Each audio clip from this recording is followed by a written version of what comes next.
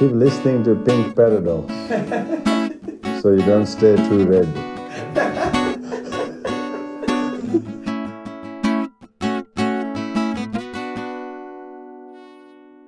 Ferg, how you going, mate? Good, thanks for having me on. No, you're very, very welcome. I got to say, like, it's quite surreal having you in my room. I feel a bit, I feel a bit like I'm in like a beep commercial at the moment. Like, Ferg, if you could see like a healthier version of yourself. We have, I reckon, similar energies. I reckon when we met after my trial show, like for the first time, I'm like, bro, this is a younger me. This is a younger me. Now, I have invited you to the glorious Box Hill. Represent. We have great things in Box Hill. Obviously, very small. Like, this is what I would call a studio, Ferg, but really it is my bedroom, as you can see. And as the viewers wouldn't really be able to see, it kind of looks like a casting couch at the moment. So play your cards right, mate, and we'll see how we go. This bedroom has seen a lot. I reckon you can feel it. If the walls could talk. The walls could talk. But the Pink Floyd posters, you got burger posters. This is like when you I remember year 7, you go to a friend's house, you're like, this guy's got taste. Yeah, well, you know what I mean? You got taste. Really, I just know how to cut a magazine out. To be honest, like that. But if I was a girl walking in, I'd be impressed. You know well, what I mean? look, someone's got to do it, Ferg. My walls are barren. I've had friends be like, you come across like a sociopath from just white walls pasted, and a bed. How do you do it? Like, I don't know. I've got to jazz it up a bit. I've got to get the record player. You got an air ventilator? it's really just a shit, Ferg. And look, I do play to win, Ferg. Like, what in terms of decor? Like, what are you after? Like, what do you think could? I honestly want to replicate this. Yeah. If I could get this happening in my room, if I could give you a bunch of pay you by the hour and get you to decorate my room. Yeah. No, mate. I'll take any work at this point, mate. This feels like my vibe, but I don't think I can cultivate it. You know what I mean? Like, no, I want this on my is walls, but I can't do it. Does that make sense? No, this is years. This is years in the making, I can Ferg. feel it. This is Hawthorne and Aussie hip hop posters previously taken down, and now it's just a pink lady and a bloody Pink Floyd poster. You guys have some crazy house parties, I reckon. I mean, look. Our neighbours aren't the biggest fans of us, particularly as musicians. Right there? It is our neighbours right there. They're cool, and the next Yes. one's door are cool, but we don't really have parties particularly. We have like a lot of jams, band practice here, and we have received a letter from an anonymous neighbour in the mail saying that if we don't stop our noise pollution, they'll call the police. It's like, fuck, man. Like, I feel like as well, because I reckon with your name, because your name I find it impossible to pronounce. Maitreya, Maitreya. Yeah. I feel like when I first saw it, I thought it was Mauritius. Sure. Mauritius, like very, very cool name. But I reckon having that, like, it's a cool spin on, like, and I have that a little bit as well. I feel like if you have an obscure name, do you reckon it gives you a bit of credibility going into different spaces? You just don't know, Yes. and you do get half a second of take back from other people when they hear your name, and you're like, yeah, I could use this. I could roll with the punch. Where does your name come from? Maitreya it's Buddhist. That's cool. It's a lot of pressure is what it is, Nerg. Well, you see, you call me Matricious, so I think I have We're even now. Well, my old man, right, is a Buddhist. Yes. Good on him. Yeah. He has his first son, and he wants to name it Maitreya, which is like the next Buddha on earth, which is very nice. Holy shit. Yeah, mate, it's wicked. I have 3 younger brothers, Ferg. Ben. I went to a Steiner school for a while, so I've... Well, mate, you must have heard Ben, Danny, and Grayson. And Maitreya up the top. I feel like he's rolled some dice and just didn't come up the right way. Son. Yeah, I mean... It's like me having a brother called Jaden. It's like people they went from Fergus to Jaden very quick. Yeah, you know they really went from like the Irish roots straight into the Australiana. You know what I mean? Just give up. Yeah. Now, mate, I welcome you to Box Hill. I understand your travels to Box Hill. We're really giving you a taste of our culture in terms of your transportation here. What was it? You haven't really told me what it was like getting here. Like, what was the jungle, I felt the scariest words in like Australian culture. Bus replacement. I could have driven my car. I've got an extra. I could have driven up. But I'll catch the train. And I get to Flinders Street and they're like, bus replacement. And you can see people's souls leaving their body. Don't you reckon? Yeah, quivers. When people quivers. When people get onto a bus replacement, it really, like, it's Dementor-esque. Like the souls have been sucked. They're looking for the half station. The fucking people aren't in their best states going onto that bus. No. But I made it here, which was good, and they got off at Box Hill. I haven't come out to Box Hill much. I like it though. It's it's better than it's like a small Chinatown. Can you say that? It's Yeah, a small no. Chinatown. I think Very influenced by Chinese Australians. once you're inside the 3129, I think I think Yes. it's accepted. It's people listening outside of the three. yeah. No, we're pretty I'm like, what the we're a pretty neighborhood based podcast here, so I think you will be all right.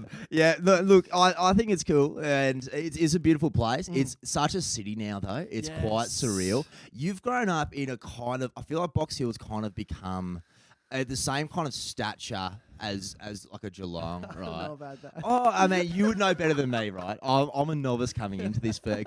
In terms of growing up in Geelong, are there characters or are there like there weird, nuances around Geelong? I feel like Geelong, it's interesting. Maybe Box Hill's forming this identity, but it has a real identity. Sure. You know what I mean? Because I think when I first got there, it's like the Ford factory was closing.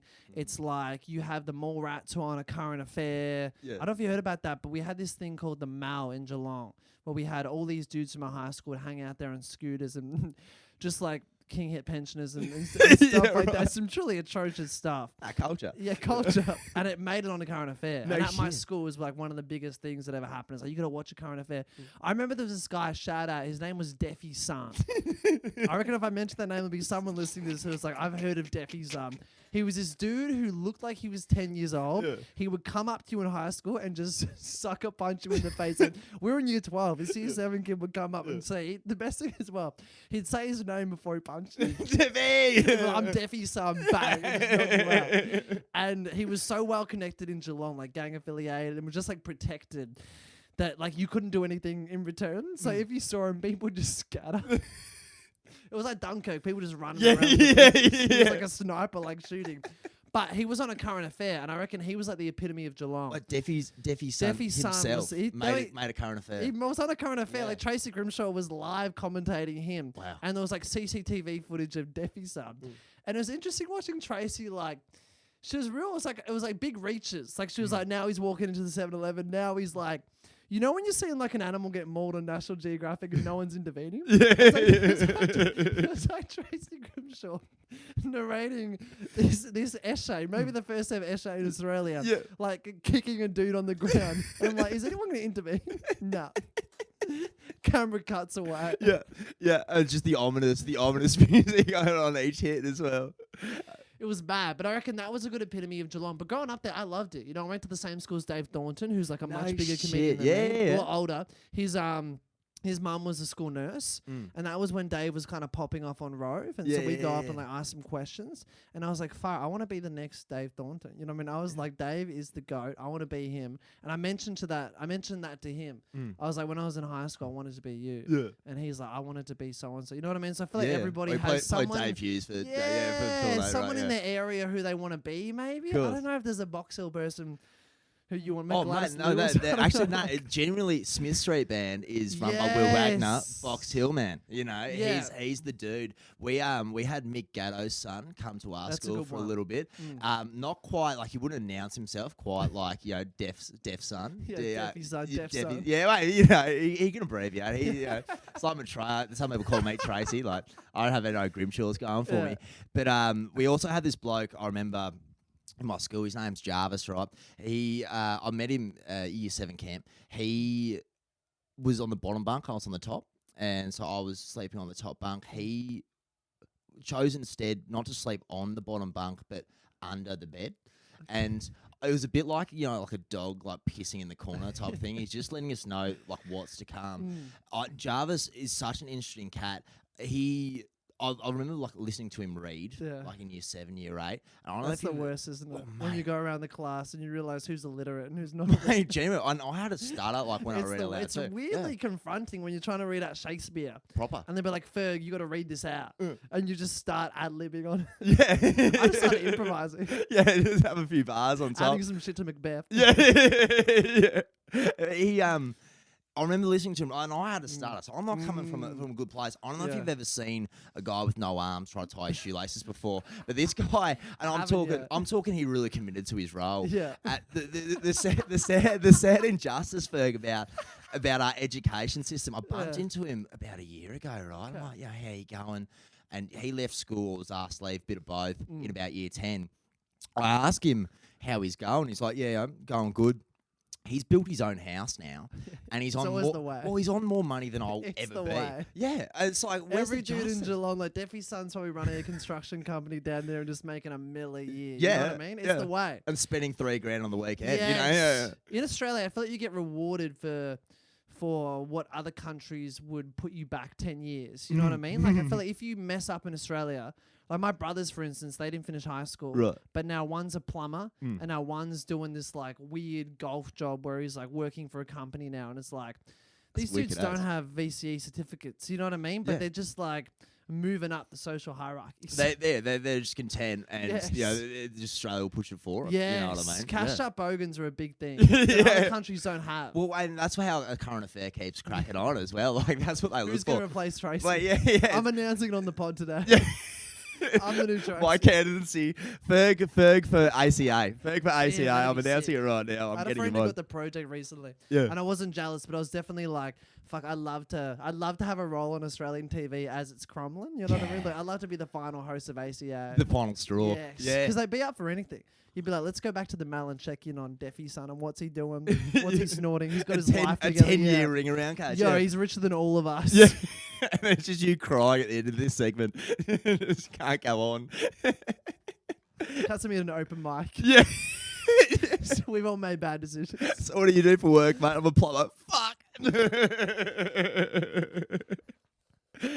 Mate, hilarious. you said you told me just before that you attended the Steiner School, Yes, I moved around a lot. I went to 5 different schools. mate. Well, So yeah. yeah, I'm studying education at the moment over at Deakin in my Nice. final year, ready to be a primary Nice. teacher. I could see Yeah. you as a great teacher. Well, mate, I give it a crack, mate. Yes. Guitar's out, I have Yeah. a crack, have a bit of fun. We talk about Steiner schools quite abstractly Okay. in education. We never really delve into what it is. It's good not to put a microscope over Well, it. mate, as someone who's gone, can we quickly Yeah. pop a Yeah, microscope yeah, on yeah. top? Like, It's interesting. I feel like it's an alternative education for people who don't know, but it's interesting because you don't know that when you're in it. You know what I mean? You Yeah. don't know that you're in this environment when you're in this environment until I remember playing cricket and like telling people like, "What are you doing?" You're like, "Yeah, we're messing around with felt and beeswax and like I was at a government Steiner school as well, which is interesting because there were some people at the school who were just local and like legit think their parents didn't know they were at a Steiner school. yeah, right. They were just at the It was just the local school. postcode. Yeah, Yes. yeah. And so they came out of that with like a way different education to what the rest of Australia had. But it was a government Steiner school, so it was really interesting. So it was like I look at that year level and there were some people doing like lots of different stuff. Like everybody in that year. And there was only like 30 of us, maybe. One's in Byron Bay, like borderline like crystal shop, like they're healing chakras and Yeah, stuff up in there. Rome, Another one's in juvie. Another one's like, doing like speaking Mandarin and like, because we learned Chinese in year 1 for some reason, but we didn't learn how to read or write until year 5. And No it shit. was just random pedagogical decisions that I don't think were well thought, but retrospectively was good. You're not allowed to go on computers. You're not allowed to look at a TV until like you're 10. Yeah. So like you have a lot of rules. They remove that stimulation. Yes, Yeah. which I think is good. Like you said, I mean, it was different then. We had like MSN and stuff. Yeah, yeah. But kids now, I reckon, you see them on the phones, and I just reckon it could be good if you just like, Fuck, yeah. just take the screen away. Yeah, I mean, you look at the amount of stimulation that we get each day, Yes. it's fucked. It's got to be causing some ADHD or something. Oh, mate, I think it's cool. I'm going to get conspiratorial on this book. Yeah, no, as you should. TikTok's causing the D. There's this, I've interviewed a couple of politicians Yes. so far, which has been really fun. There's this one, you can see his cards just in like the lower frame there. There's this fella who's might be coming on soon. He's from like the Okay. council representative. Okay. And whenever I go to get a coffee, he's just hounding me. The only person who's actually been excited to I come love on. those politicians. Mate, he's hounding me to get on. And he wants to just go straight conspiracies with me. So I reckon I'm just going to open up, just be like, He give me your Alex Jones. mate, no, genuine Alex Jones. Like, I'm just going to open up, just be like, so welcome, got a Yeah. politician here, moon landing, real or fake, and just go straight to the knife's edge. Dude, I did a podcast with Bob Catter during the pandemic. I want to release the unedited version. Please. Some of the stuff that I had to edit out was wild. He was saying that like we should give guns back to kids. This is like during the pandemic, and his producer, who was like follows me on Instagram and TikTok, was kind of like, I would consider him like a mate, was in the background of the Zoom just like this, watching Bob just like absolutely ad lib. He was like, yeah, we need to give the kids guns, and like he was talking about Melbourne, and like it was wild. He was saying I was the only white in Melbourne. I was like, what the fuck? what are you talking about, Bob? I was like pushing back as well. I was like, Bob, Bob, and he would just keep talking. Are you sure, I Bob? don't think he heard me because I'd ask him a question. I'd be like, yeah, what's happening in Queensland? And he'd be like, the problem with New South Wales. Like, I reckon he didn't have me on. Like, he did not. He was on autopilot, like answering his own questions. And I'm like, how is this dude getting re-elected every year? I know. How long has he been in politics for now? questions? Yeah. That's the secret of politics. It's just whatever they ask you, answer your own questions. Yeah. That was a Thousand Blossoms balloon. Yeah. Was like they asked him a question and he answered a completely different question. And he got away with it. And I think people were endeared to him from that. Yeah. He identifies as Indigenous even though he's not Indigenous. Yeah. There's some wild shit happening and that dude needs to be forensic. Mate, genuine. But he's so nice. Yeah. Other podcasts, like it was like an hour and a half. I was like, don't you have like question time? Shit to do. Like I was interviewing him on just my podcast while question time was happening in this. I'm like, what? You got on mute in the background. You can see his colleagues actually doing work. Like. Frantically being like, we need to get Bob off this Zoom. You know what I mean? But he was one of the most interesting people I've ever spoken to in my life. Because he seemed kind of like thick, but then he'd go into this conversation about John Stuart Mill and capitalism and how capitalism, because he's really against neoliberalism, which is surprising because he's conservative. But he has this view where like what capitalism is now isn't actually capitalism. Like it was designed to be like small market. It wasn't designed to be conglomerate corporations. It was meant to be like you go to the Box Hill market and people are competing against each other. So it brings the price down over there, but people can still live. Yeah. But then he was like, what's happened is it's gone from small market capitalism to big market capitalism. And then he goes straight from that to being like, we need to shoot all the crocodiles. And I'm just like, what is happening? I wish to make the children fucking do it too. It's real Adderall-esque conversation. Yeah. But I kind of like it. No, wait, look, the unpredictability of an love individual that. like that. Yeah. It's so fun. I've got comedian friends like that who are like, what did you do today? They're like, I made a dam in my backyard. Yeah. Like, what?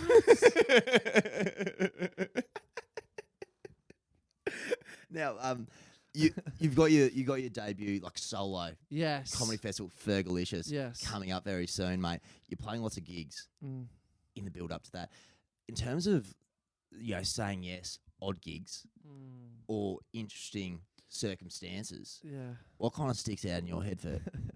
Well, at the moment, I reckon I'm saying the last year and a half, I've been saying yes to too many gigs. Like anyone on my message request who's like, can you do this? I'm a yes.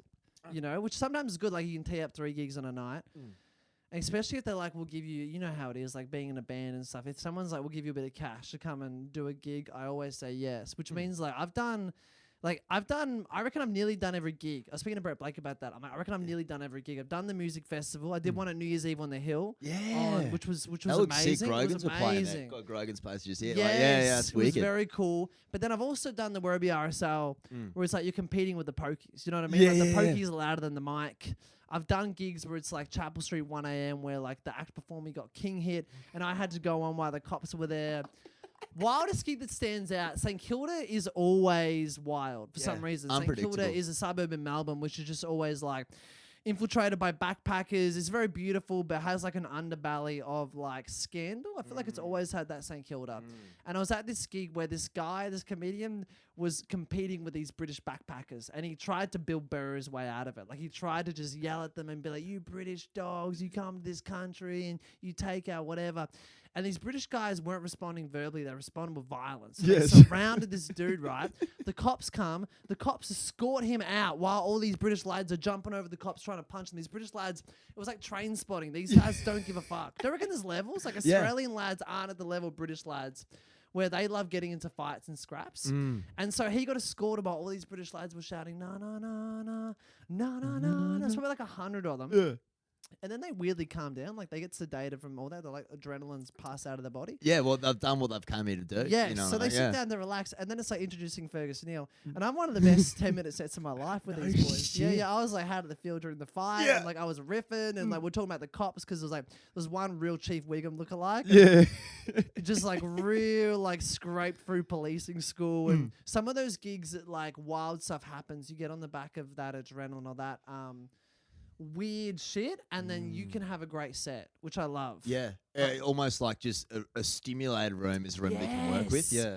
It's like period 5, 6 in high school when there'd been a fight on the downball courts. 100%. Didn't matter what subject it was more fun because your body's just like stimulated. Yeah. You know what I mean? You got the dopamine running through your head. You're like, we just saw Dalton Clark get on a punch on with Mr. Alice, and you're like, everything's exciting. And this time you got Mr. Neal saying, you boys are fucking hilarious after you just assaulted that There's mate a who was on newfound before. electricity. Yeah, in the yeah, room, yeah. Which, same for gigs. Honestly, classrooms, very similar to comedy gigs. So interesting, hey? It's a different atmosphere every lesson, a different atmosphere every gig. Sometimes you're like, I can't. This room doesn't want this, you know. I don't want this. Why are we doing this? You know what I mean? Sometimes it's like that. It's like the energy is just not there, and I don't know why that happens. You know, opening for Ruben Solo on his last tour, we went all around Australia, and different cities had different audiences and different crowds. It was very interesting. There was nuances between Perth and Adelaide. I'm like, what? Yeah. There's like different audience types. They laugh at different punchlines and laugh in different sections. Very strange. Yeah, no, especially you're so well rehearsed now.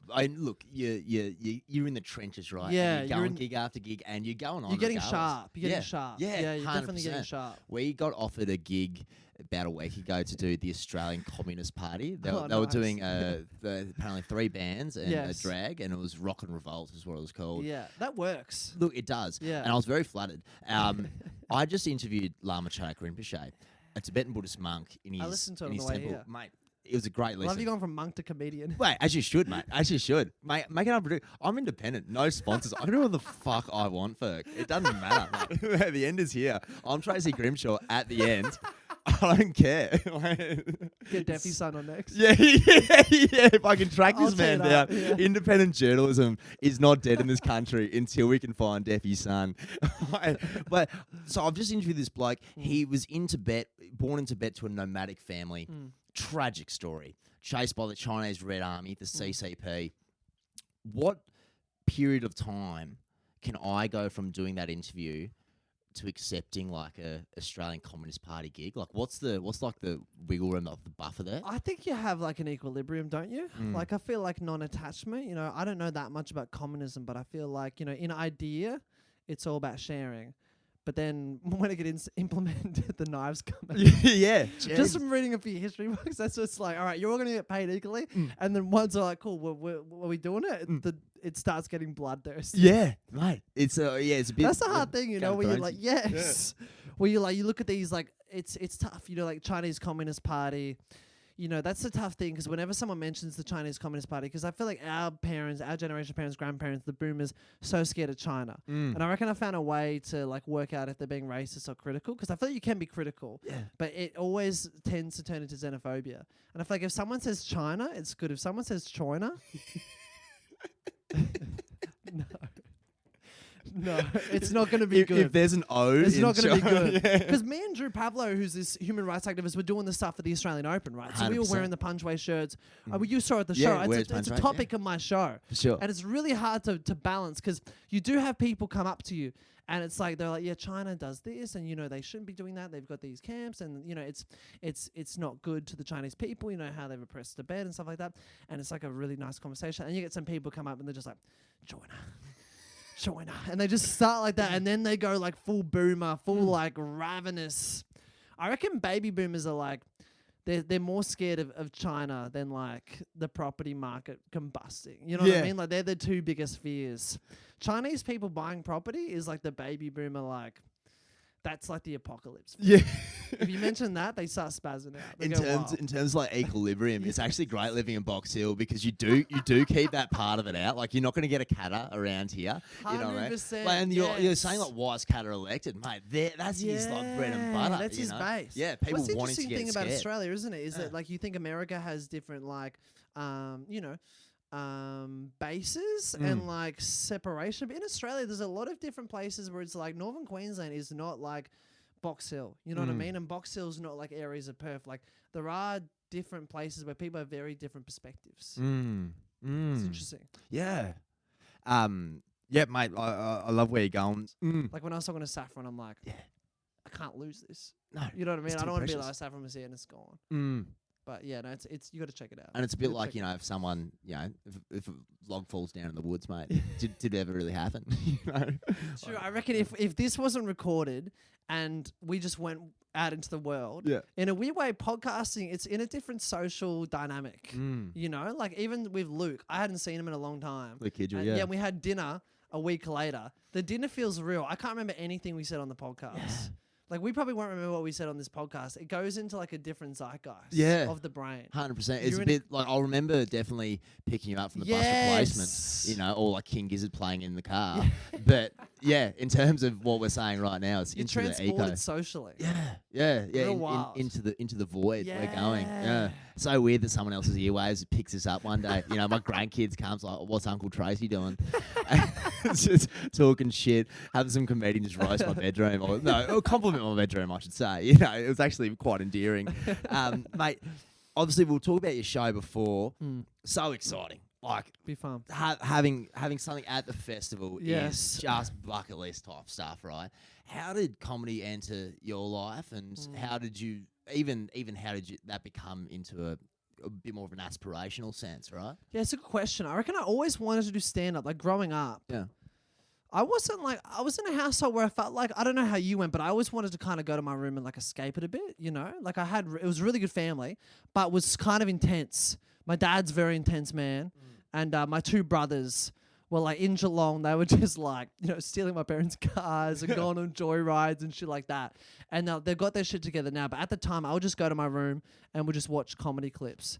Like 8 out of 10 Cats, Jimmy Carr. But I didn't really see it as a possibility. And then when I moved to Melbourne, kind of everything opens up. For a year, I would just go and watch open mics. Yeah, wicked. I would just sit down and watch and be like, I was like 18, I would sit down and watch and like be like, oh, this is cool, but I don't know if I could ever do it. And then what happened is I got this scholarship at uni where I got to go to America and like they paid for everything. So my first time overseas. So I was in America and I was like 21 years old and I went to an open mic and they said, someone's dropped out. Do you want to get up? And I was like, this is like a dream come true. I've always wanted to do it. 100%. And I went on stage and as soon as I was on stage, I was like, I love this. This is so much fun. It's like and then, your home. Yes. And then the good thing is I got to be shit as an anonymous person, like because I was in America. I'm never going to see these people again.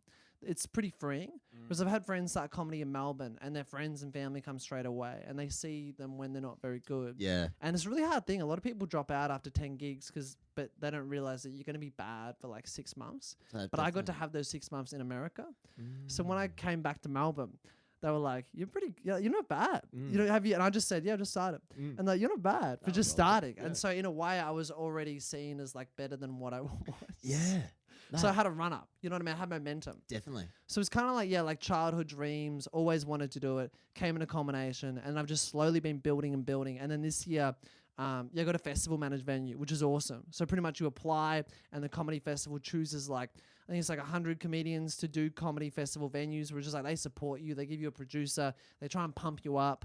And so I'm doing that at Trades Hall, which is cool. So it feels terrifying, yeah, sure. but it will be fun. Yeah. No, that's the thing. You came to the trial show, which was great. Oh, no, mate. I Trial appreciate show. that. On a date, which I appreciate. Mate. You're taking all kind of risks that night. And thank God it fucking paid off. So, like, Jesus.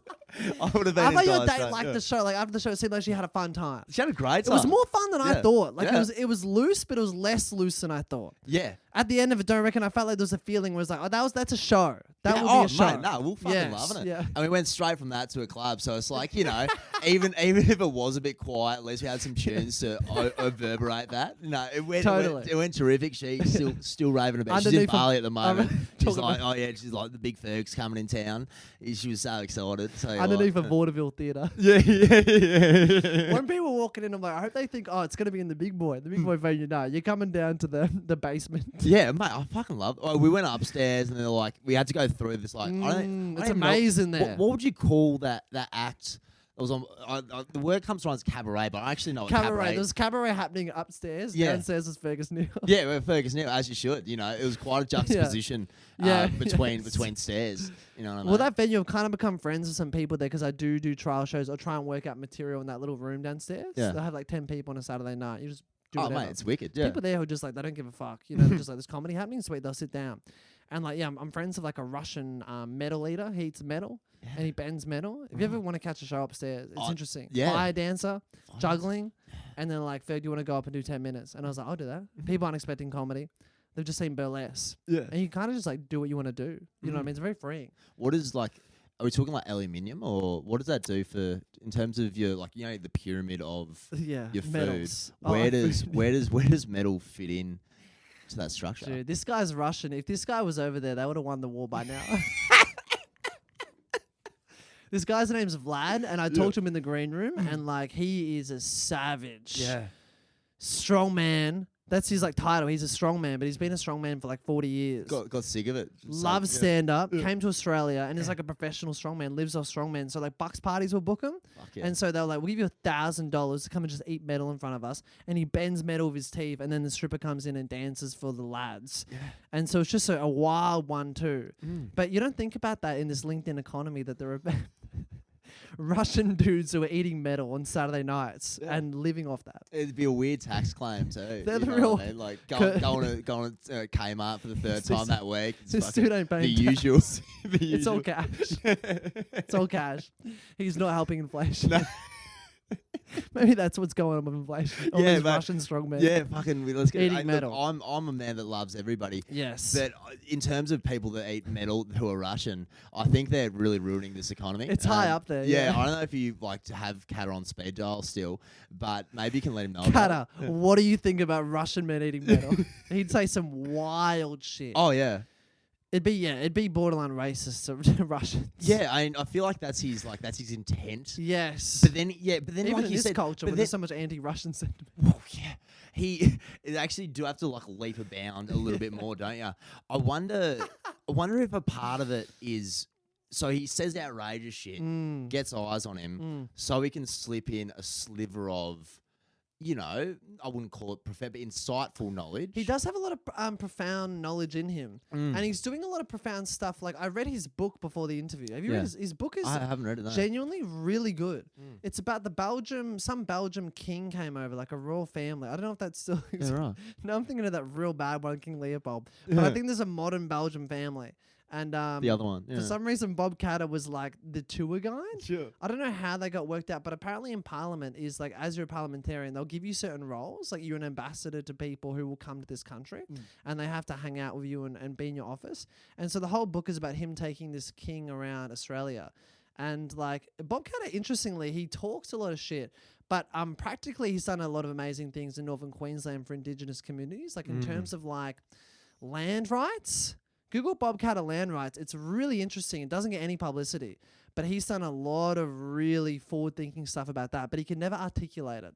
Like, if he was on Q&A and they'd be like, what did you do with the land rights? He'd be like, yeah, I'm Indigenous. And they're like, what the fuck? And they just get so puzzled. They move on. They're like, the producer's like, don't touch it. Don't touch it. You know what I mean? Like, everyone's getting cancelled off this. So they just move on.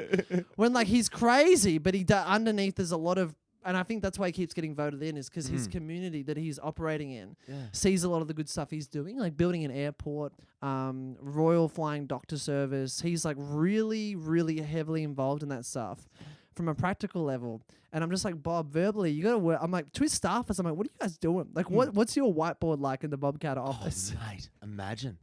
Because no matter what they say, he's going to say something different. But it is working for him at the same time. If it ain't broke, Ferg, keep fucking going. Like, that's true. I just remembered he's the longest serving parliamentarian right now. Yeah, mate, isn't that such an indictment? And look, it's not an indictment, but it's says so much about this country and this land. I love that this is working. Yeah, I know. It's like, we're like shitting on it, but it's like completely working. Yeah, look, if anything, we're encouraging those wheels at the same time. Yes. Yeah, because then a politician who's too polished, they make one mess up, they're gone. Yeah. But if Bob makes a mess up, they're like, oh, that's Bob. That's just Bob. That's Bob you know doing what I his mean? thing. Yeah, Bob doing his thing. Say what you will. Thousand blossoms bloom. Say what you will about Bob Catter, right? He will not let a replacement bus take your train. No. That's not in his vocabulary. He's actually a genuine fighter. Yeah. He'll fight. He just says some stuff that your grandfather will say, like, oh man, he's got a good heart.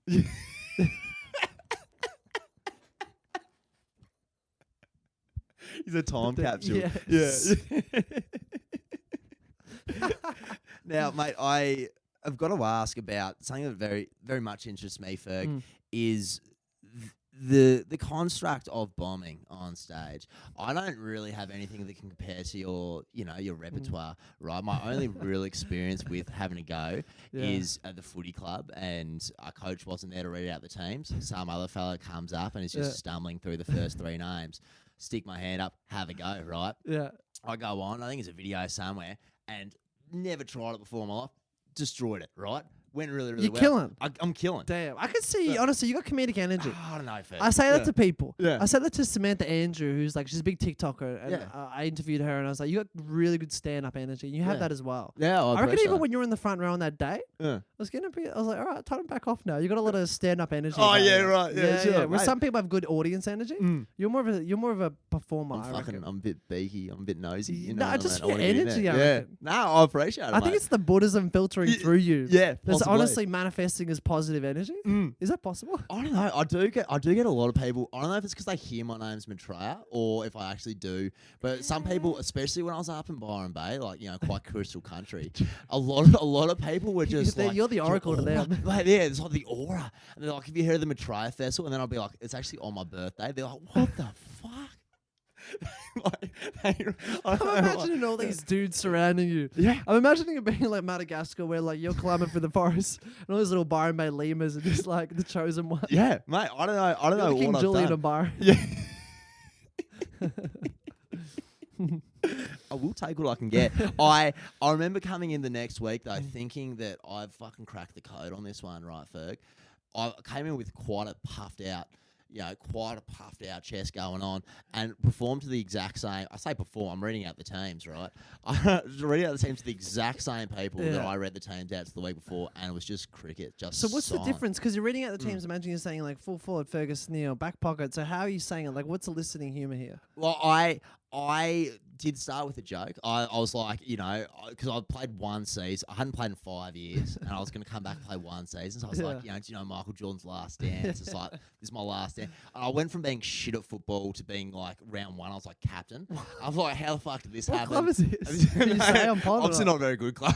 I don't know. I'm Oakley Chargers. yeah, no, well, yeah. If it was Oakley, one of the coaches did go on to go Oakley, but he kind of quick got fired and then went and did Oakley. So I don't really know. Yeah. I'm not a good footballer though, Ferg. I'm good at yarning to You're people. captain of the ones. I mean, no, I was captain of the 19s. I was too old to play 19s. 19 and I made it about 2 rounds, Yeah. and then I was just too loud now, and they fucking kicked me off. But it was a good first 2 weeks because this first time I bombed, first time I killed.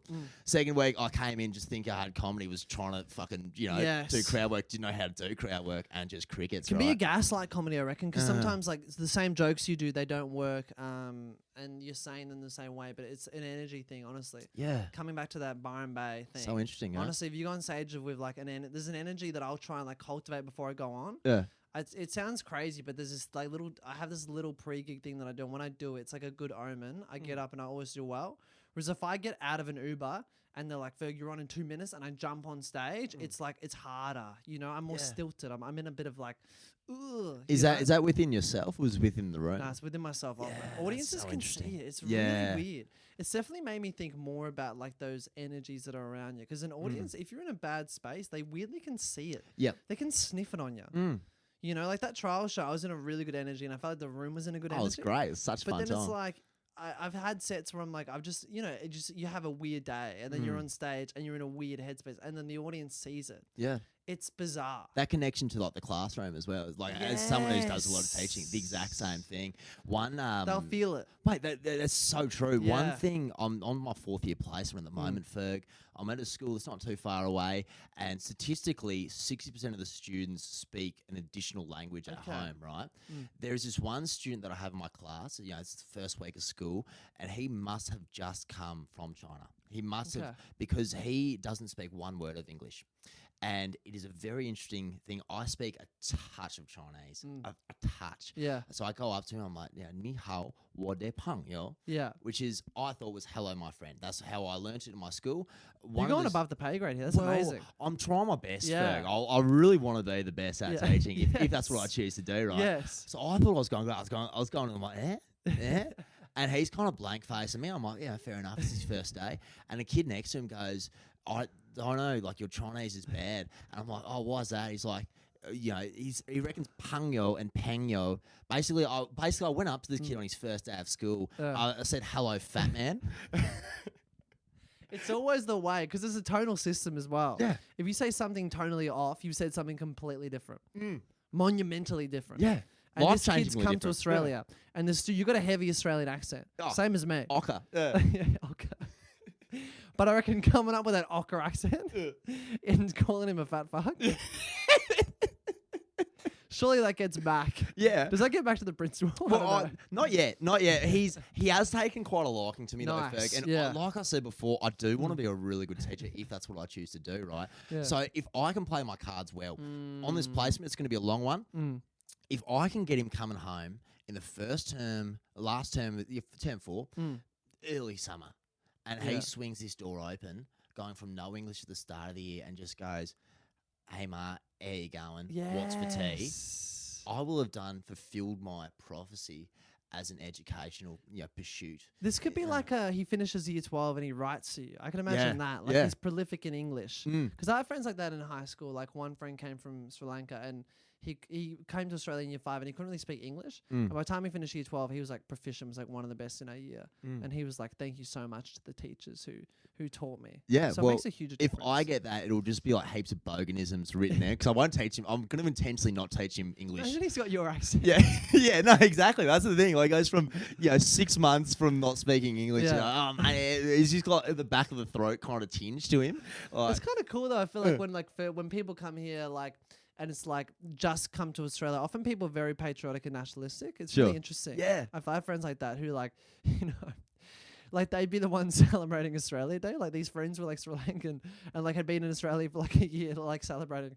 It's like you kind of got to be like, this is a controversial day. They don't see any controversy. Good on them, you know what I mean? They're just like the land that we're sitting on right now. Yeah, they're like, we love being here. Yeah. You know what I mean? And it's like, I feel like you would feel the same way as someone who is quite box cut Australian. Yes, I really struggle with my patriotic identity. Yes, right? it is really hard in Australia. It is because like I love Australia and like I love the country, and I would say like I'm pretty nationalistic in the sense that I was having a conversation with a friend and he was like, "Oh, I hate the government, I hate this." I'm like, I can see that, but like I've got a brother who's on the NDIS. You know what I mean? Like, I work in support. Yes, I know what you're like everybody's benefited Medicare. Like I think you've got to see the good and the bad. 100%. You can't be 100% negative. You've got to be like, well, I'd rather be here than America, and you can see like the reforms that Gough Whitlam started and like have carried through today. You can't tear down the whole thing. You've got to be like, look at the good things we've got and let's build on that. And let's make something better. Yeah. 100%. I really can't stand pessimism. It's one of the things. Pessimism and cynicism, I'm really, really anti. Yeah, no, so you should be as well, Ferg. Like, that's just your energy that you're giving up as well. I do like it. Hopefully. Some gigs actually, halfway through, I'm like, I'm getting cynical. Yeah. When I turn on an I'm audience, getting Bill it's Bird bad. on these dogs, mate. Hopefully if I'm hungry and I'm a bit tired and like I turn on an audience, I'm like, oh, it's bad. Yeah. Hope I never see these guys in public. Yeah. That's the worst where you like if you have a good gig or a bad gig and people are like, I've seen you at a gig, you're like, oh, I hope it was a good one. You know what I mean? I hope it was a good one. It's a coin flip. Same as even I've been on like dates before and like people, I've seen you do a comedy gig before. I've seen one of your TikToks. So I was like, oh shit, what? You know what? You just really like, before you drown, your whole life flashes before your eyes. It's like every gig just goes and just goes past your face. I had one the other day where I was doing a gig and I gone on a date with this person ages ago. It was a fun time. We hadn't seen each other since. Yeah. And they were front row, second date of this comedy gig. And they were just in the front row. And I thought I'd be able to take it. It rattled me. Rattled me. Wait, so you had previously seen this individual? Yeah, just on a first date. Yeah. Like and a nice thing. Did they turn up to your show? Unannounced. On a different day? At Comedy Republic. It was like a big theatre. It was like 150 seats. Yeah, I remember like, so this is kind of you might have seen it. Yes. Right? Yeah, kind of recent. Maybe it was like, it was probably like 3 months ago. Yeah. And it was amazing. Like it really takes you out of your world when it's like, you see him on a first date and you're like, I know, oh damn, it's the person. Can you acknowledge that? Because it is quite a difficult, like there is only one straw on that camel's back. It'd take all my crowd work abilities. It's going to go one or two ways. You know what I mean? It could kill the night. If I was like, we went on a first date, and she's like, yeah. It's like, you really got to bounce back. You know what I mean? You got to have a quick line ready. Yeah. Or else you're done. No. Or else the atmosphere starts getting thick. It is very easy to compare yourself to their date though, because you both a stage and a microphone. Totally. I'm have the upper hand. I'm amplified. So I can't wait for at shows. We haven't had any dickheads at our shows yet, but I'm actually a little bit excited for like our first show, Dickhead, because he just doesn't know what he's going to get into. Like, especially I just. You guys will go hard on him. I do. It's me. See, I just like yarning. Like we did a gig race. It's like a 2-hour gig. Yeah. We only had like an hour and 40 minutes. So I had a few beers and then I just started just doing stand up. It wasn't very like someone would telling bomb. you, it's in like, you. mate. It's gonna come out. It's in you. Yeah. You'll be at Trades Hall next year competing with me. Yeah, I'll be outside giving flyers on the Pink Lady or Tracy show. But the great thing about doing music and having a laugh is one joke will bomb and then you can go just straight into a song. Yes. It's much easier Yes. to recover Totally. lost energy, Yeah, crowd work, I feel like if it bombs, hopefully you've got the bits. Like, I've got bits that I know will always pretty Back much pocket. do really well. Yeah. So if a bit of crowd work is not doing, I'll just try and make it seem like a transition to a bit. And that's how I get out of it. That's well played. When crowd work goes well there, it's the best feeling. It kills so much harder than any comedy bits you can do. Oh, mate, genuinely. And I can It's only. in the moment. You would have that on mate. stage, or like Yeah. even just I see bands do that where they riff, they get a laugh, they go into a song. It's very similar. Yeah, no, it's a beautiful feeling. It really is. And then even like I had a chance to play with my dad on the weekend. That's That was our first cool. ever time. Yeah. And we got to just play improvised blues together. Yeah. And there is a communication that you can't actually articulate when you Totally. play music with someone. It's It's pretty quite powerful surreal. between Yeah. you and your dad, Yeah, father no, son. and my brother's just in the next room. He's the drummer Yeah. in the band too. So yeah, we had a full Yeah. full family affair going. It was I felt like it was a long time coming, but I know exactly what you mean in terms of it's subliminal, but there is this just moments, Yeah, captured against an moments. energy exchange. Yeah. Something about it, comedically. Because I reckon that when people see you on stage, like I have friends and they're like, you see the person in a different light as well. Like even family who've come to see me do stand up. They're almost like, it's weird.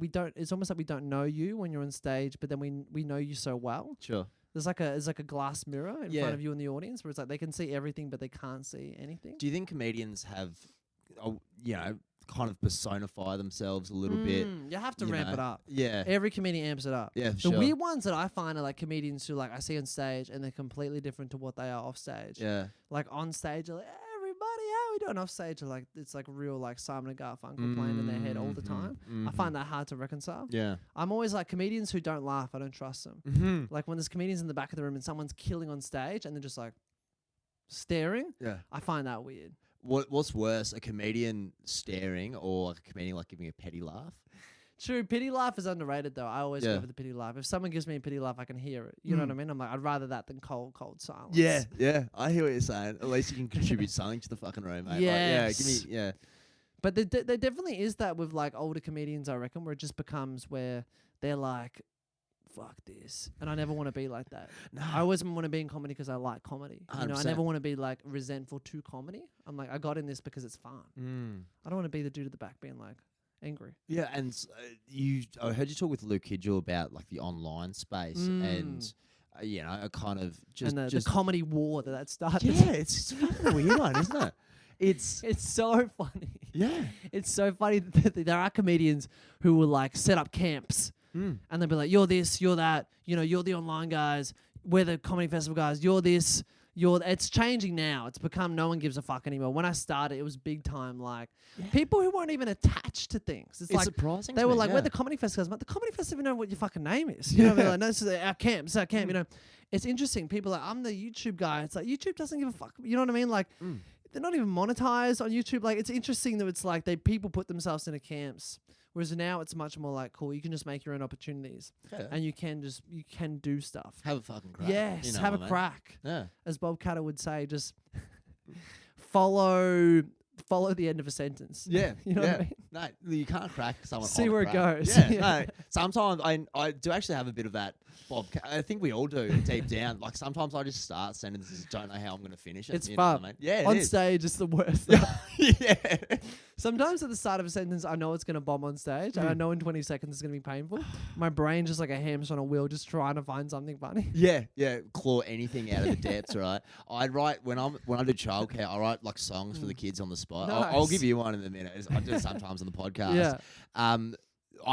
We do have this one song on stage. It's quite new that we get words from the crowd. It is quite similar where I know I have to rhyme a blue koala and spaghetti together. and I have about 4 words I can do at least 2 of those in. Yes. There is a pressure to that, but Yeah. hey, I don't know if you're a You get better and better at it. Well, yeah, I don't know if you're a Minecraft man, Ferg, but it does create diamonds. You know what I mean? Like there is something to that. I remember even the first time I had a crowd work bit that worked well. Yeah. And like the first time riffing and you get a laugh and you're like, this is the best feeling ever. And you're just in. You know what I mean? You're into comedy and you're there. It's for people listening, I always say everybody should do one open mic. Mm-hmm. One open mic. Just get on stage and do it one time. Even Yeah. if you're not going to do comedy. 100%. I just think it's a surreal feeling that first time that But- I don't get now. The first time was like you just tunnel vision. I imagine it's kind of drug-like. I've never had ketamine. You know what I mean? But I imagine taking ketamine is similar to doing your first open mic in front of 30 people. Yeah. Some people would get up on stage, not talk and leave. No shit. Yeah, they would just get up, look out, be like, nod and bounce. Yeah, right. Like 3 people do that in a row. That's kind of hardcore, to be Yeah. honest. I kind of rate that. People will just like, open mics are like a great psychological study.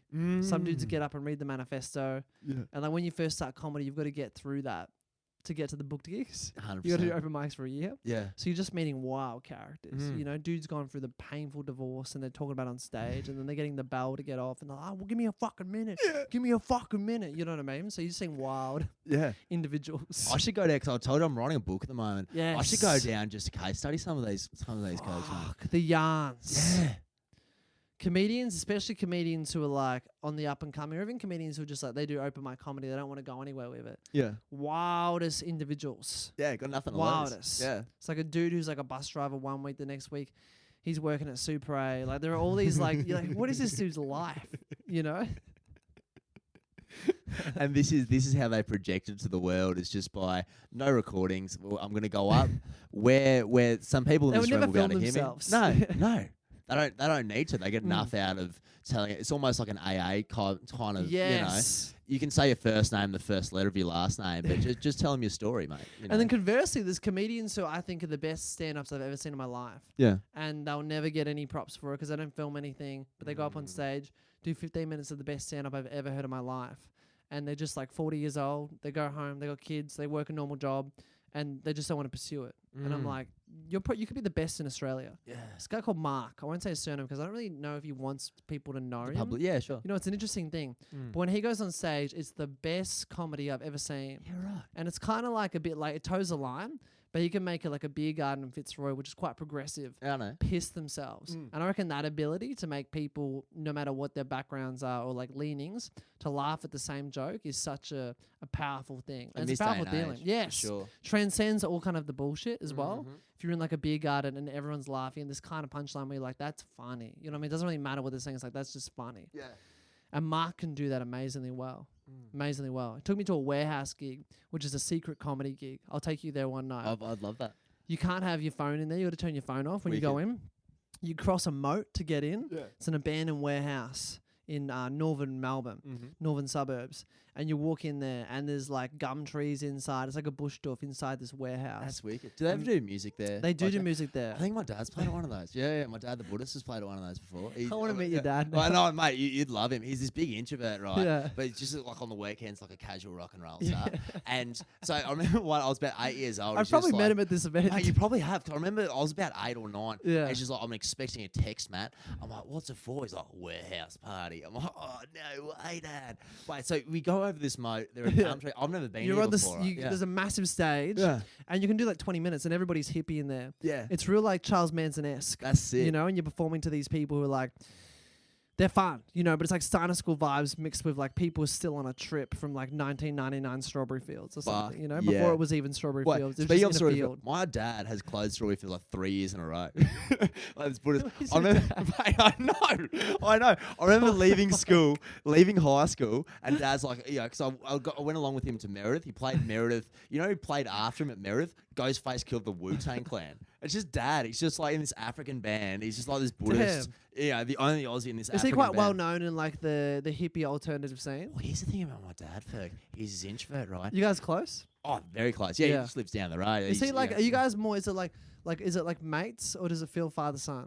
Yeah, it's father son for sure. It's I just got a lot of respect for him. Yes. He's a very intellectual fella, but I understand him really well in terms of I'm an augmented extrovert, Ferg, in that I can one-on-one I can do this all day long. Yeah. And I call it the K bravado, a bit like a persona on for comedians, right? Yes. I can put on this face where I'm the center of a room. I can do that. I have the ability. Don't know why. But really I'm just like Dad, just a big introvert. Okay. So we think very similarly. And just to converse with him but I remember being 18 and just finishing high school. Dad's telling me about this festival, Strawberry Fields. I hadn't really I'd heard of it. Probably wasn't even that big at the time. 2018, I think it had some kicks to it. You know what I mean? Had a bit going. Had a bit of momentum. I remember going there in like a Rip Cow t-shirt and looking around, being like, "Fucking not in Kansas anymore, are you, Trey?" Like, and I remember distinctly my dad, who I've never seen have a beer in my entire life. He's a sober man. Wow. Throughout my life, he's been sober. Amazing, yeah. He's playing on stage, closing Strawberry Fields, and there is a lady completely naked doing a nang on the side of stage. Just Dad. He's asking me like film with this camera that I'm filming now. I'm just 18, just zooming in on this shit. I remember we did Strawberry Fields, a bit of comedy there. And we were second last act on, and the act that was on before us, we were walking up to the stage. And it was these RMIT students, art students juggling dildos while they were naked. Wow. And comedy can't follow that. No, like what Nothing's funnier than that. Nothing written verbatim is going to be funnier than these guys juggling dildos and the whole crowd like having so much fun with it. Yeah, you can kill down Republic. Yes. But try come to the fucking desert where the desert meets the dam, mate. You're in the desert and the fucking dam and you've got to do jokes while there's dildos being thrown in the air and everybody's on acid. Yeah. It should be easy. It's so hard. Oh, mate. Because everything's already funny. Yeah. Man, that's cheating me up. I want to go back to a Buschdorf and do comedy. Mate, that was the funnest weekend. Let's do it I've together. ever That can had. be my first That'd open be so mic. fun. I'll follow there, mate. So Just see many how it dudes goes. were coming Chuck up the me in. side stage, being like, "Get me on, brother. Get me on. Fucking pull me up." Like real, like chewing their jaw, and I'm like, "Oh, we'll see, man." Like I wasn't saying no, just trying to like buffer them. I'm feeling it. I was trying to buffer them. Like, we'll see how we go. By the end of the night, I was like 7 of them. Like, put us up. Put us up. It was gonna be like the worst, like Doug Anthony All Stars on meth or something. I kind of wanted to put them up at the end because it would just be so funny. But they were eager, you know. So many people don't want to do comedy until they see a comedy gig and they're fucked up. And they're like, I'm going to give it a fucking crack. And you're looking at him real close. Like, can you love stage? So it's like, are you Deafy's son, mate? It's like, I'm here. I want to go on. I remember I was opening biggest gig I've ever done. It was like Peter Hallier, wicked. Kitty Flanagan. Fuck yeah. Name dropping like a motherfucker here. Nah, so Who was should. the therapist? Marty Sheargold. Yeah. Just the goats of Australian comedy. The Rushmore. Yeah. Mount Rushmore. Creme de la creme. Guy in the front row. I was opening. First, he does, before I even say a joke, he's like, "Get me up. Get me up." And he's like fucking pazzing. And like, lucky I'd done enough wild rooms where like, it's not normal in this professional room. Yeah. People pay $50 a ticket for someone to just fucking come out like that. Because I've done enough hell rooms and enough wild open mics, I could deal with him really well. And I got an applause break. And then I went into material. Dave O'Neill was emceeing. Yeah. Since then, Dave O'Neill always looks at me where he's like, this guy's good. And it's thanks to this fucking he can give you the crazy, sadistic fuck in the front row who was like shaking like this, and by the end of the night he was like calm. He was like, watch him. Because I tamed him. Yeah. I like tamed him with my jokes. Like I was like trying to domesticate a wild bull. You know what I mean? I was riding him, and like at the start he was trying to buckle him. Flew to a cobra, mate. Yes. Yeah. Then I got him. Mate, well I got him. It's really like putting a Pokemon in a Pokeball. Yeah, like really it shakes is. a bit. Like if I tamed him, then you go into a joke. You're like, he's gonna shush.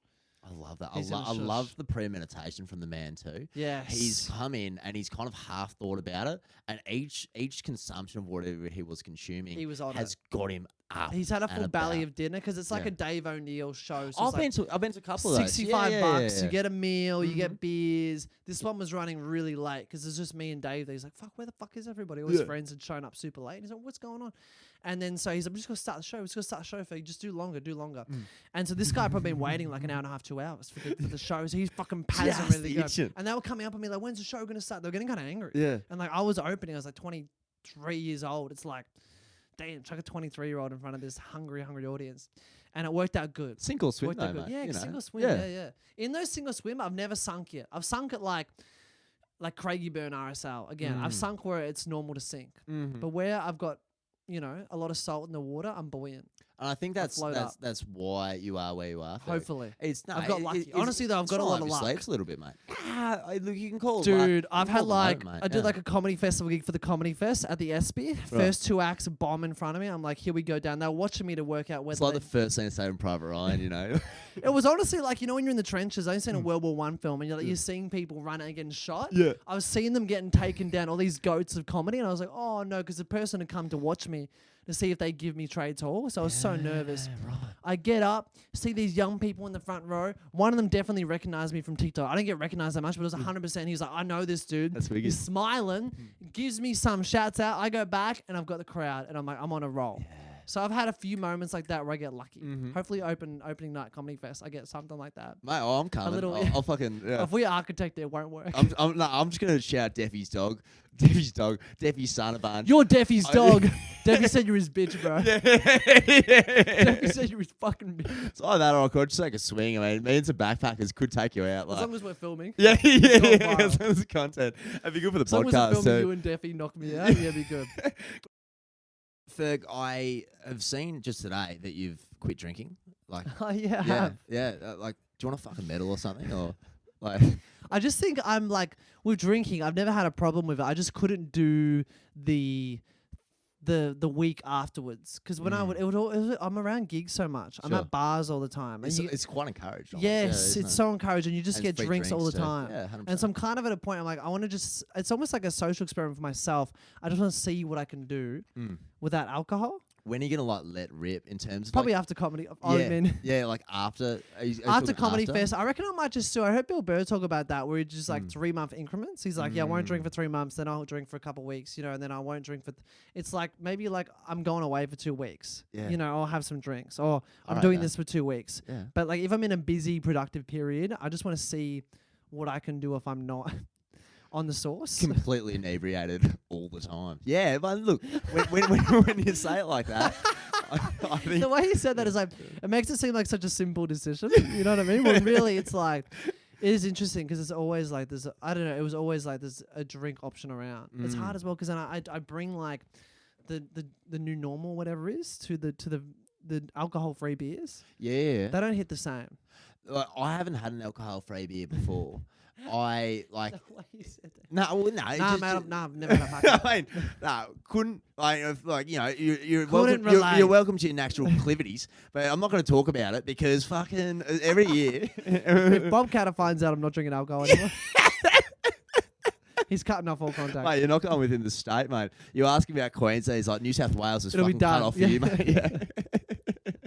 It's so funny. Now, one thing I got to do, Ferg, that I like to do with all my guests is I Yes. give everybody a song, right? Nice. I don't know if I've tuned up this guitar Did you yet. do this for the monk? No, well, I actually asked him the first song in the soundtrack to his life, and he fucking he didn't. He wasn't attached. He to it. wasn't mean about it, but he dismissed it as a like idiotic question. He's just like that is he essentially. I'll if be I- taking the same route. If I'm paraphrasing, like, you know, if we were going around Geelong and Yeah. like I was asked what he said, it was Yes. pretty much like, don't be a fucking idiot, mate. Really? Like, yeah, like, yeah. Get your shit together, son. Like, I'm you know, I'm a Buddha. You mate. made a Yeah. monk get angry. Yeah, pretty much. He's like, that's so stupid. Just like dismiss him. I love him, Yeah. mate. Like, yeah, he means well. Oh fuck, where's the tuner? Right, give me 2 shakes. I'll cut this bit out. I love it when guitar just instantly relaxes, doesn't it? Oh, mate, yeah, it's great with kids. Sets a new atmosphere. Yeah, I've noticed that actually. If you see kids in classrooms, like if there's a guitar out, they always just like settle. Yeah, every day. Yeah. So, Yes. Each morning. That's you know. awesome. Yeah, in terms of That's such a great thing to implement into your teaching. well, like most of what education is these days is just teaching kids resilience, pretty much. Yes. So you're at least getting them in a good, positive frame of mind at the start of the day. Totally. Yeah. Sets yeah. it up really well, I reckon. you Yeah, know? yeah. Give me 2 shakes, mate. Du-na-na-na-na. It's never like there's nothing more awkward than starting a song and then realizing, like, because I've played guitar for a little while now, Mm. like knowing that one string, you know which string is out of tune, Yeah. and it just eats that. Like no one else might know. Yeah. It'd be like a joke where you know you could have done better. Yeah, yeah, yeah. You can kind of brush over it. Yeah. They won't notice, but you feel it in your soul. Yeah, yeah. Now, fair go. Do you have a favourite colour, mate? Blue, Yeah, me too. What about an animal, friend? lion. Yeah. Is it? no rats or nothing like that, or like Ratatouille. Just for context, like Flushed Away is one of my favourites. I thought that was gone from my life. For a while. I'm gonna talk about this. It publicly chases again. you. It chases you, Ferg. Flushed Away. The comparison. I've gotten Shaggy from Scooby Doo quite I a can lot. see that. Yeah, Yeah, yeah. I think it's always good to have like your own avatar out there. You know, I think it's good to have your. Yeah. What, I think it's good, but yeah, Luke Kids will call me Mouse and Flush Away. Just follow me. Yeah. Follow me. Everywhere. You know? I reckon even I've grown away from it purposefully. But yeah, I think everybody needs their avatar. You know, I can see Shaggy for you. No, it's good. But you're almost that's not your vibe. You got avatar less. Yeah. You got less very unique.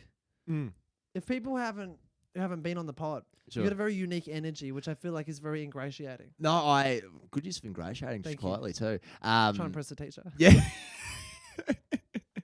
Well played. I'll report back. It's very good. Yeah, no, I don't know, because I used to have the beard. I used to have the beard until like when I went on my Yes. trip on Byron Bay, and I was looking a fair bit like your phone background, which was Jesus himself, the big cheese upstairs. Look, obviously it was Flushed Away, like big cheese. would really Mouse and Flush Away will be my resonate. next wallpaper. Yeah, At the yeah. moment, it's Jesus Christ. Yeah. But it'll be Mouse and Flush Away. Yeah, if I ever grow out the beard again, I'll be happy to take a selfie and you can chuck me up. That'd save a lot of time. Yeah, no, I would. Yeah. Finding a JPEG. Cut out the middleman, like yeah. I don't know. I do appreciate that, Ferg. If you got a favourite, I don't know, like a favourite food on your person's, mate. Probably pasta. Yeah, like How a basic can like I a, get? like here? a bowl of Blue like a bowl of- lion and pasta. Yeah, look. The mind of a 12-year-old boy. Yeah, well, I was gonna say like I have been interacting with some Mutos recently, mate, and you know, it's when in Rome, so I'll do it. And just give me anything, mate. Just give me anything you want. Any pasta dish? Oh no, just don't forget about food, mate. I'll go pasta for you, but like you know, anything in the world. I reckon my favourite dish. No, forget about dishes, mate. Just give me anything. mate. Anything. Yeah, anything. What about Chuck one in. For some reason, I'm saying casino.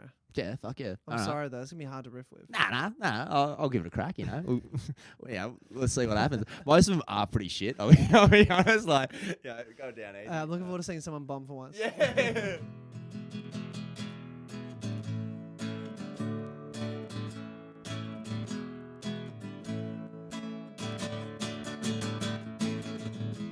Say hey-o, down the casino. Flush away all my money, oh no. I don't know if it's true, but Ferg served me pasta that's blue. Like a lion seeing a tree. I wish I was a monkey. Alright, great thing about That's it. good. Oh, mate, it's something, mate. Damn, I'm Yeah, surprised. Nah. Yeah. I do Tell me, the appreciate first two lines, I was like, all right, he's good. He's cooking. He's cooking. He's cooking with a riff. Yeah, hey. Cooking with a riff. Someone's got to do it, Ferg. That was You know, good. no, I do appreciate it. It's But fun. flushed away and flushing money at a casino, that's a nice touch. Well, yeah, you're worth it. What can I say? I'm not saying I'm flirting with you, mate, but you are on the casting couch I currently. came all the way to Box Hill for something. to be serenaded. You don't get on a fucking replacement bus and not get a dick. I don't know where I'm going with that.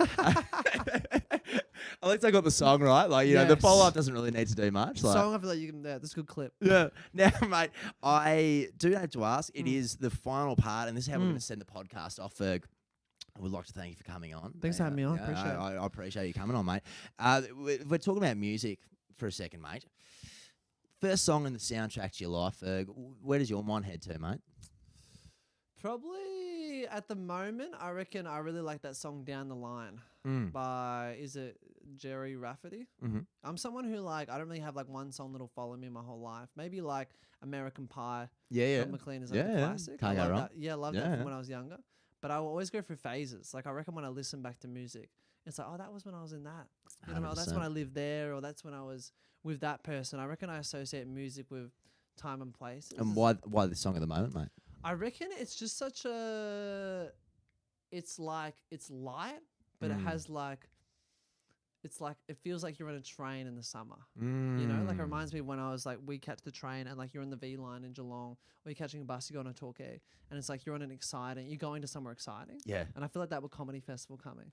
I feel this is bloody exciting. oath. Feels light filled. Mhm. You know, and kind of summery. Mate. So I reckon, what's his name? I feel like it's Jerry Rafferty. Yeah. People listening will know the song. Mm. It's Down the Line. I love it. The last episode of your podcast comes up on my phone that I was listening to. Yeah, mate. Down the line.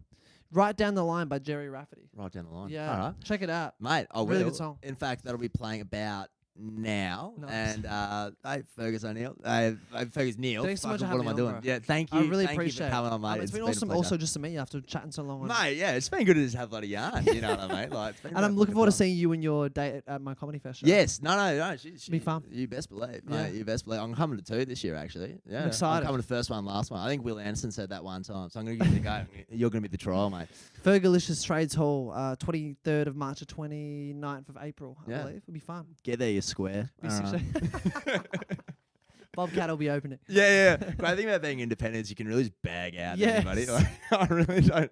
Like, more often than not, No one's going to blow back. No, I call this like the most selfish podcast in the world because I do it for me. And if someone wants to listen, it's fucking cool, but don't really care. Like, you know. Well, now I'm going to go back and listen to all the other episodes. Yeah. Just from listening to the last episode. I'm Yeah. like, fuck, this is interesting. Well, It's really mate, cool. look, Doing an awesome it's thing. progressively, it's going uphill, which means you're going to go down the slope. And I'm okay with that. Like, you know, someone's got to go through the archives and figure out why the fuck I am the way I am. All right, let's wrap it there. We're out.